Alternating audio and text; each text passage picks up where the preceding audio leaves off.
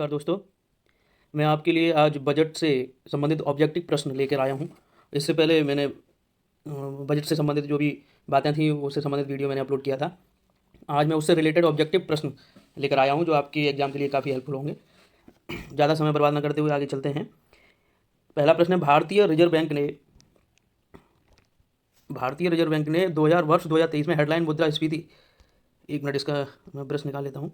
हाँ, 2000 हेडलाइन मुद्रास्फीति कितने प्रतिशत रहने का अनुमान लगाया है? इसका आंसर है 6.8%। आगे, केंद्र सरकार द्वारा भारत में तपेदिक रोग टीबी को किस वर्ष तक खत्म करने का लक्ष्य रखा गया है? इसका जो आंसर होगा वो 2025 होगा, क्योंकि जो एसडीजी जो लक्ष्य रखा गया है एसडीजी में वो 2030 रखा गया है, 2030। और जो भारत सरकार का रखा गया है 5 साल पहले 2025 ही रखा गया है। इस बात को आप ध्यान देना। अगला प्रश्न है, निम्नलिखित में से कौन सा कथन सही है? भारतीय रेलवे एकल प्रबंधन के तहत दुनिया का चौथा सबसे बड़ा नेटवर्क है। ये सही है। और दूसरा है, भारतीय रेलवे की कुल लंबाई 68,031 किलोमीटर है। इसका जो आंसर होगा वो 1 और 2 दोनों होगा,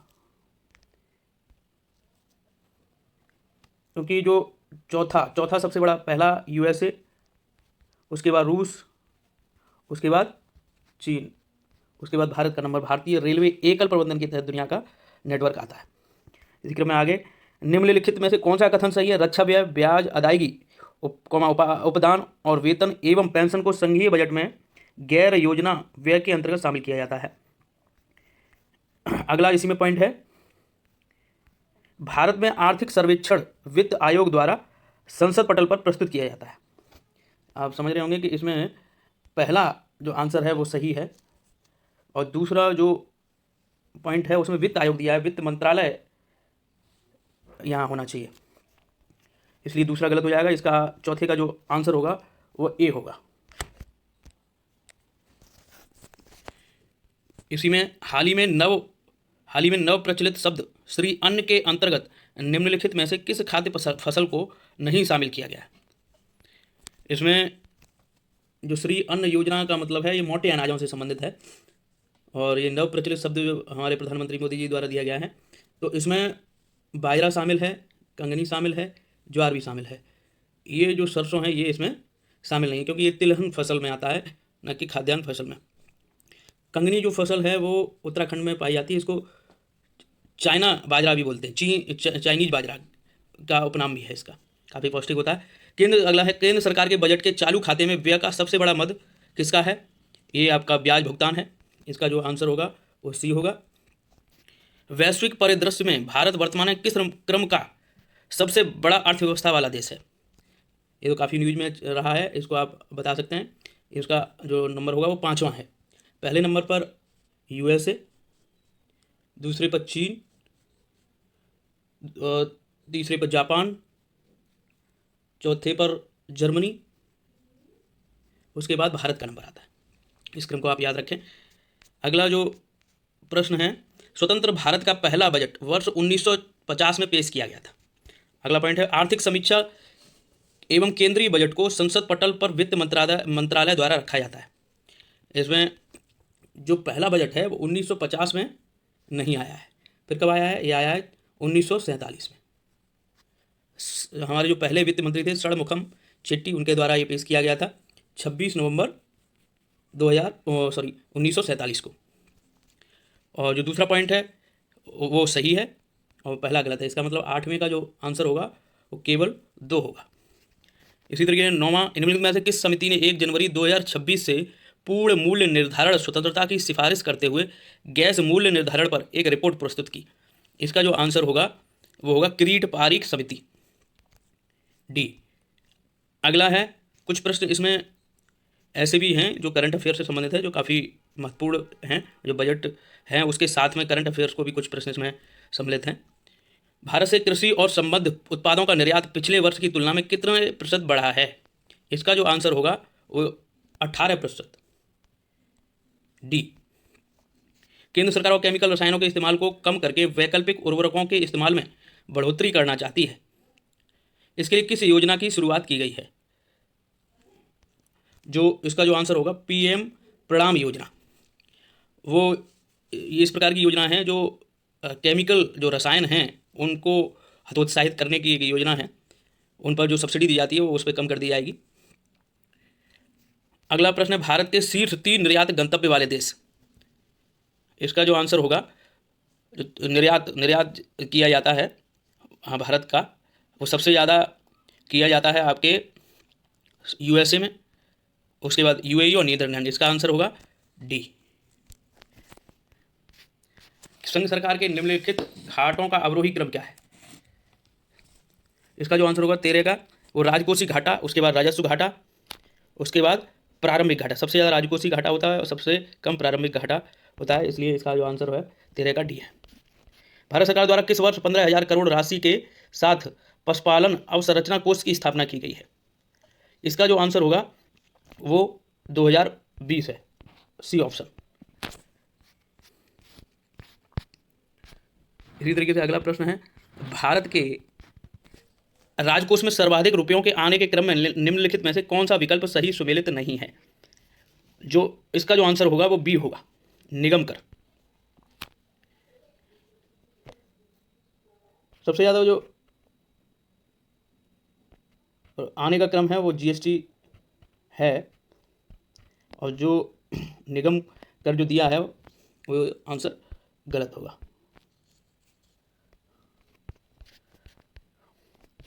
अगला प्रश्न, 11 से 12 जनवरी 2023 के मध्य कहाँ पर 83वां अखिल भारतीय पीठासीन अधिकारियों का सम्मेलन आयोजित किया गया है?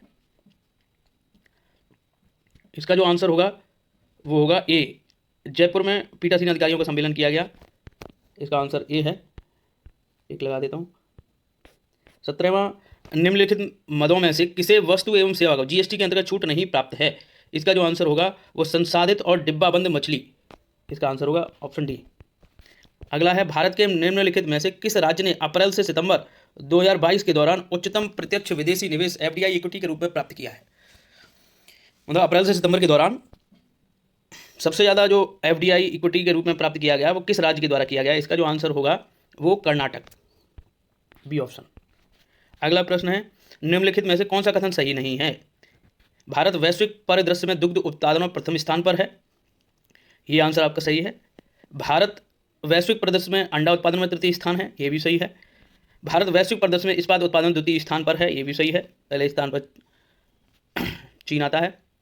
भारत वैश्विक परिदृश्य में मांस उत्पादन में चतुर्थ स्थान पर है, ये ऑप्शन गलत है, यानी इसका जो आंसर होगा वो डी होगा।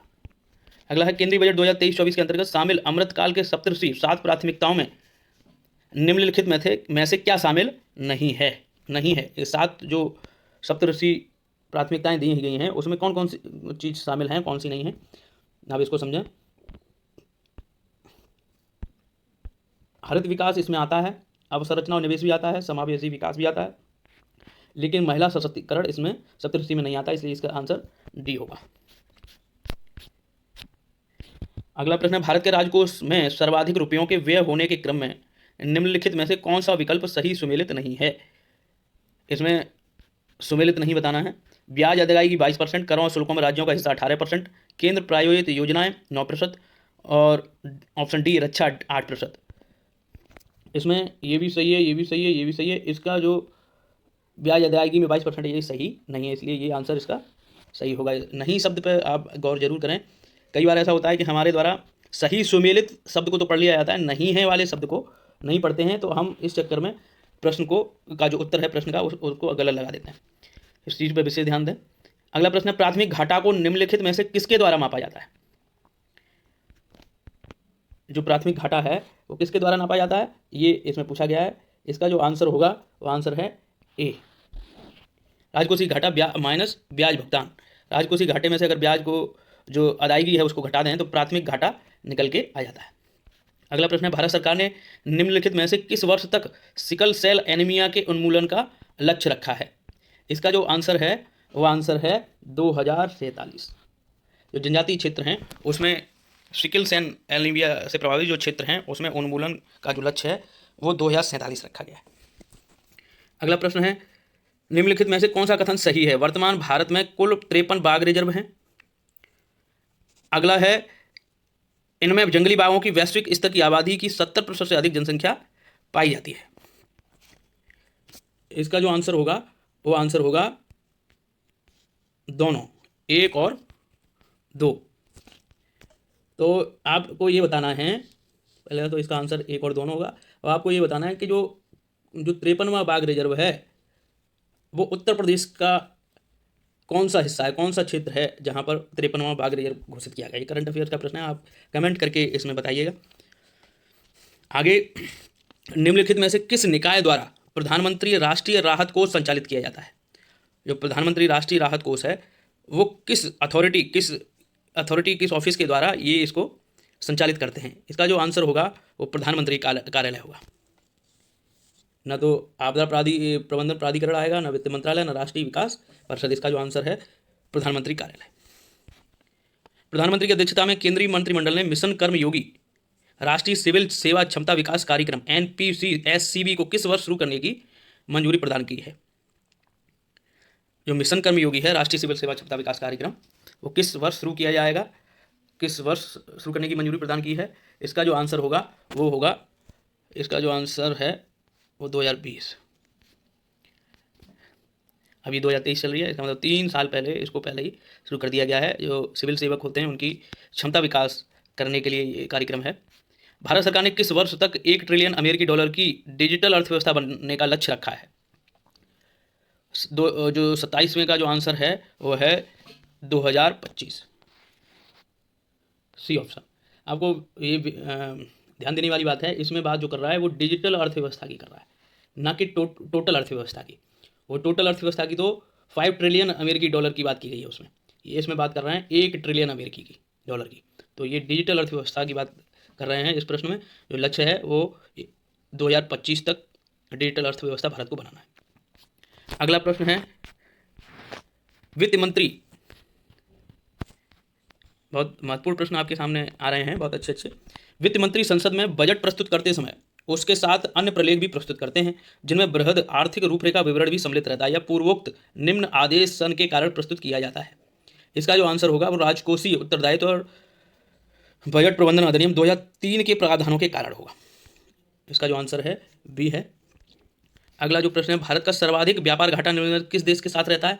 इसका जो आंसर होगा, ये सभी लोग जानते हैं, काफ़ी बार ये प्रश्न पूछा जा चुका है, ये चीन है जिसके साथ व्यापार घाटा सर्वाधिक है। व्यापार घाटा मतलब हमारे यहाँ से, चीन के यहाँ से जो हम व्यापार करते हैं उसमें आयात ज़्यादा हो जाता है और निर्यात हमारी तरफ से कम होता है, इस कारण यहाँ व्यापार घाटा हो जाता है।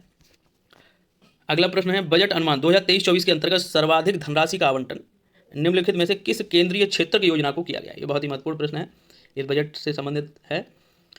उसमें जो प्रधानमंत्री आवास योजना है उसके लिए सर्वाधिक बजट आवंटन इसमें है, जो ये ऑप्शन दिए गए हैं उनमें से। क्षेत्रक, केंद्रीय क्षेत्रक।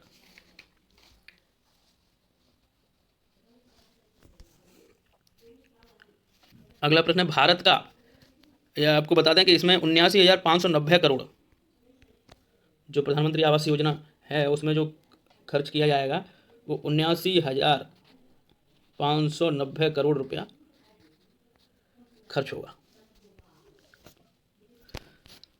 पिछली बार से काफ़ी अधिक है। भारत का निर्यात दिसंबर 2022 में कितने प्रतिशत घटकर 34.48 अरब डॉलर पर आ गया। इसका जो आंसर होगा वो होगा 12.20, ए ऑप्शन। अगला प्रश्न है, केंद्रीय बजट 2023-24 के अंदर कुल कितने खर्च का अनुमान है। जो खर्च का अनुमान इस बजट में जताया गया है वो कितना है। इसमें जो आंसर है डी ऑप्शन, 45.30 लाख करोड़ का अनुमान है खर्च का। अगला प्रश्न है, केंद्रीय बजट 2023-24 के अंतर्गत पूंजीगत निवेश परिव्यय में लगातार तीसरे वर्ष 33% की तीव्र वृद्धि करके 10 लाख करोड़ रुपए कर दिया गया है, जो कि भारत के GDP का कुल कितने प्रतिशत है। इसका जो आंसर है वो 3.3% है, यानी बी ऑप्शन।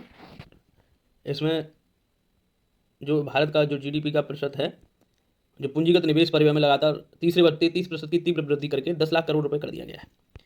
अगला जो प्रश्न आया है आपके लिए, केंद्रीय बजट 2023-24 में अमृतकाल के लिए प्रमुख रूप से 3 विजन का निर्धारण किया गया है, निम्नलिखित में से कौन उनमें शामिल नहीं है। इसका जो आंसर होगा वो किसानों की समस्याओं का अनुसंधान कर उनका निवारण, यानी जो 3 विजन दिए गए हैं उसमें युवा वर्ग, पर विशेष ध्यान देते हुए नागरिकों के लिए अवसर और रोजगार सृजन में वृद्धि और सुदृढ़ और स्थिर बृहद आर्थिक वातावरण का निर्माण करना, ये सारे शामिल हैं। लेकिन इसमें पूछा है नहीं, तो जो आंसर होगा वो किसानों की समस्याओं का अनुसंधान कर उनका निवारण, ये इसमें शामिल नहीं है। इस चीज़ पर विशेष ध्यान देना। भारत का सर्वाधिक, आपको बता दूं मैं कि ये जो ऑब्जेक्टिव प्रश्न हैं, जो मेरे द्वारा जो बजट 2023-24 के लिए जो वीडियो मैंने बनाया है, उसमें ये सारे ऑब्जेक्टिव उसमें कवर हो रहे हैं और कुछ अलग भी हैं, करंट अफेयर्स जैसे। तो मैं चाहता हूँ कि उसको एक्सप्लेन उसमें मैंने अच्छे से किया है, और बजट वाले जो वीडियो है उसमें आप उसको देख सकते हैं। उसके बाद अगर इसको सॉल्व करेंगे तो आपके लिए काफ़ी रिवीजन की तरह होगा और आपके दिमाग में वो माइंड में सेट हो जाएगा। मैं डिस्क्रिप्शन में इसमें लिंक दे दूंगा, आप उसको देख सकते हैं। अगला प्रश्न है, भारत का सर्वाधिक अनुकूल व्यापार किस देश के साथ रहता है? अनुकूल व्यापार का मतलब जहाँ पर न तो ज़्यादा व्यापार घाटा उसको उठाना पड़ता है, लगभग बराबर सा रहता है, जितना आयात वो करता है उतना निर्यात कर देता है भारत। वो देश है आपका कौन सा? वो देश है आपका बी, ऑप्शन है अमेरिका।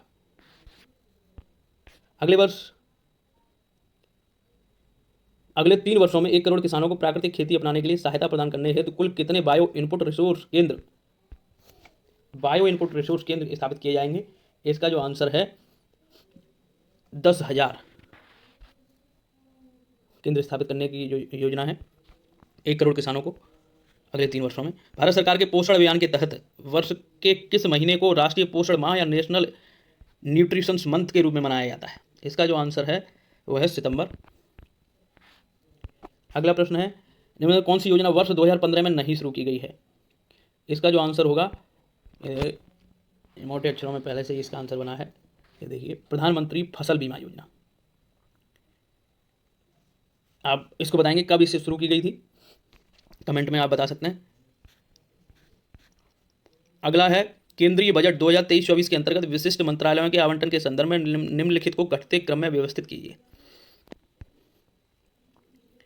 इसका जो आंसर होगा वो होगा रक्षा मंत्रालय, सड़क परिवहन और राजमार्ग मंत्रालय और रेल मंत्रालय। घटते क्रम में मतलब आरोही क्रम में इसको सेट करना है। सबसे कम बजट दिया गया रक्षा मंत्रालय को, उसके बाद सड़क परिवहन राजमार्ग मंत्रालय को, इससे ज़्यादा दिया गया है, इसके बाद रेल मंत्रालय को दिया गया है। इसका जो आंसर होगा सी होगा। अगला है, भारत के किस राज्य में सर्वाधिक सहकारी समितियां कार्यरत हैं? इसका जो आंसर है वो आंसर होगा महाराष्ट्र, सबसे ज़्यादा इसमें कार्यरत हैं। अगला जो प्रश्न है, वित्त वर्ष 2022 के दौरान भारतीय सीमा क्षेत्र के अंतर्गत कुल कितने किलोमीटर राष्ट्रीय राजमार्ग और सड़कों का निर्माण किया गया है? इसका जो आंसर होगा, इसका आंसर है 10,457 किलोमीटर, बी ऑप्शन। अगला प्रश्न है, केंद्रीय बजट अनुमान 2023-24 के संदर्भ में निम्नलिखित में से कौन सा विकल्प सही सुमेलित नहीं है? जो इसका आंसर है राजकोषीय घाटा 6.4%, इसका आंसर ये नहीं है। मेरे द्वारा जो वीडियो अपलोड की गई है उसमें सारा कुछ डिटेल में दिया गया है कि इसके लिए कितना घाटा निश्चित किया गया है। राजस्व घाटा 2.9, प्राथमिक घाटा 2.3 और प्रभावी राजस्व घाटा वो दिया गया है 1.7%। आपको यहाँ बता दूँ, राजकोषीय घाटा जो 2023 ये 22-23 के लिए था, और ऑप्शन में दे रहा है 23-24, यानी प्रश्न में पूछा 23-24, तो जो इसका आंसर बदल जाएगा वो है 5.9%। इस चीज़ को विशेष ध्यान रखना। 22-23 का राजकोषीय घाटा का प्रश्न दिया है, जबकि 23-24 का पूछा है। अगला है, भारत में किस क्षेत्र ने प्रत्यक्ष विदेशी निवेश इक्विटी प्रवाह का सर्वाधिक भाग आकर्षित किया गया है? इसका जो आंसर है वो कंप्यूटर सॉफ्टवेयर हार्डवेयर उद्योग, सर्वाधिक जो निवेश आया है वो इसी में आया है।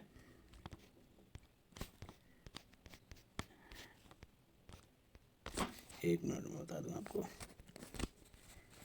B option. अगला है, विश्व का सबसे बड़ा ग्लोबल कार्बन उत्सर्जक देश कौन है? वो चीन, डी ऑप्शन।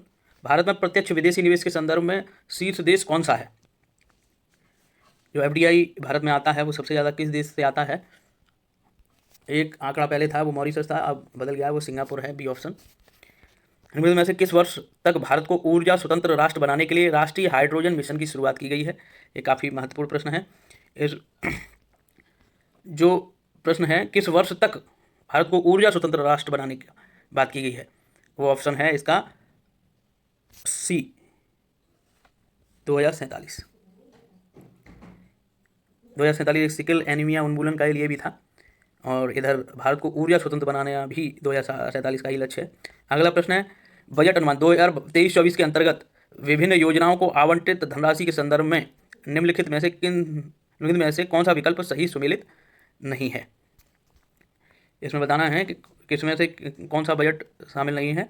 इसका जो ऑप्शन होगा, आत्मनिर्भर भारत रोजगार योजना।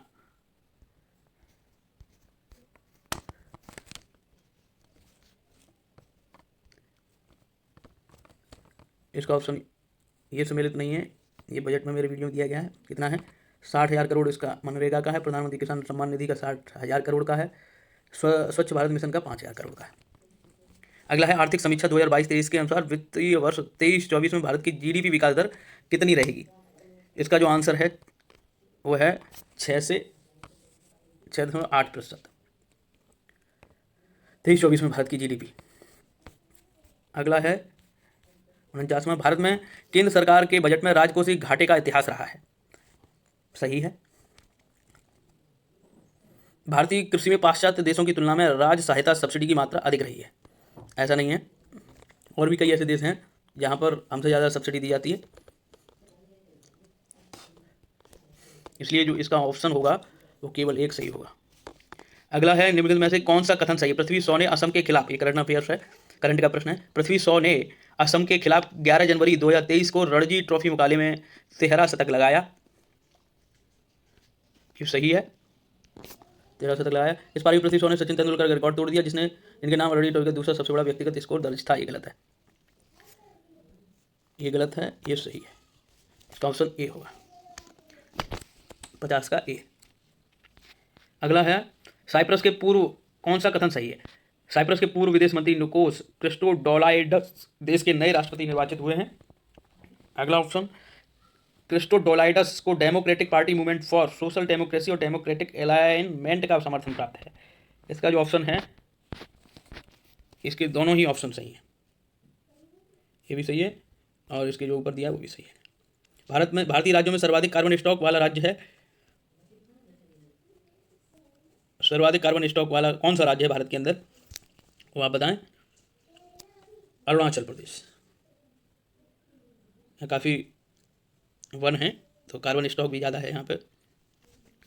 भारतवर्ष 2022 में कुल कितने अरब अमेरिकी डॉलर की राशि प्राप्त कर विश्व भर में प्रेषित रकम का सबसे बड़ा प्राप्तकर्ता बन गया है।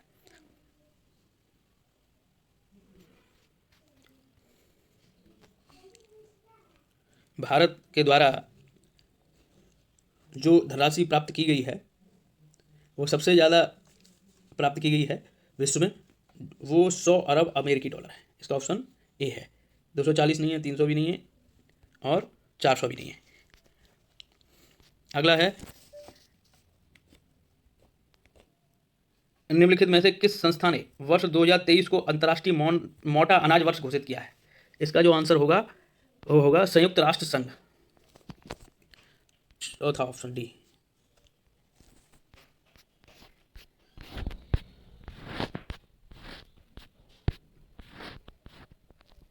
भारत के शीर्ष 3 आयातक देश,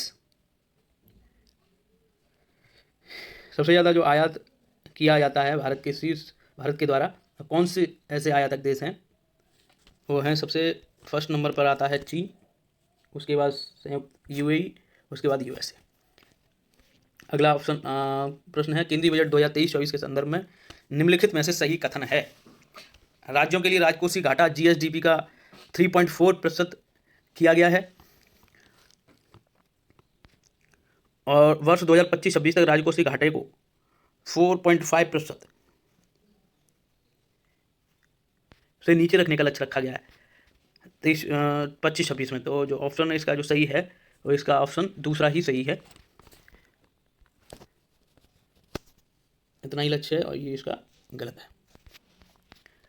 अगला है, स्वास्थ्य क्षेत्र पर केंद्र और राज्य सरकारों का अनुमानित व्यय बढ़कर वित्त वर्ष 2023 में सकल घरेलू उत्पाद का कितने प्रतिशत हो गया है। इसका जो आंसर है वो 2.1% है, डी ऑप्शन। प्रधानमंत्री मुद्रा योजना के संदर्भ में सही कथन, इस योजना के तहत गैर कारपोरेट गैर कृषिगत लघु या सूक्ष्म उद्योगों को 10 लाख रुपए तक के ऋण प्रदान किए जाते हैं। अगला ऑप्शन है, ऋण राशि के आधार पर ऋणों को 3 श्रेणियों में शिशु, किशोर और तरुण में बांटा गया है।